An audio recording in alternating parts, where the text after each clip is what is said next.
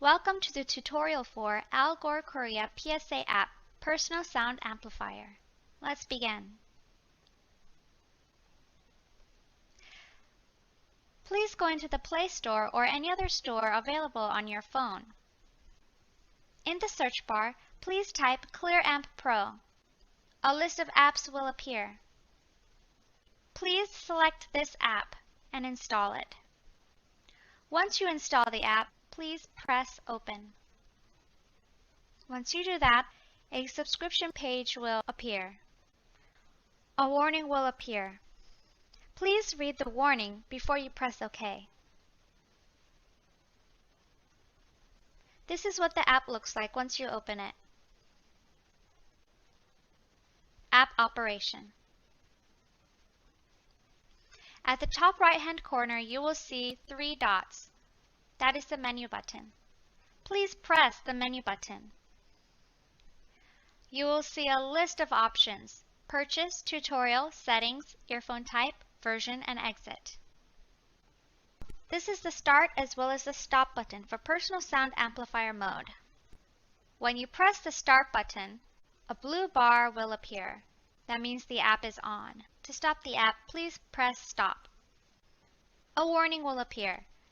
Please read the warning and press OK. This is the Exit button. Please press the Exit button when you want to quit. This is the volume for the left and right earphones. The left and right volume can be adjusted in 10 steps according to the user's hearing status, and not only the volume is adjusted, but also sounds suitable for hearing loss. When you adjust the volume control from the left to right, the sound becomes louder. Each may be adjusted independently. This is the low noise filter on and off button. This is the noise reduction on and off button. This is the equalizer button. As you can see at the top, there are a few options to adjust the noise of the bass, voice, treble, and noise. These are the settings. You may also go to the menu button and select earphone type. Please select the wired earphone option. Noise reduction. You can see that the blue bar is showing when the low noise filter is on. The low noise filter and the adaptive noise reduction algorithm work independently of each other. Press these buttons to reduce the noise from each preset mode and custom mode.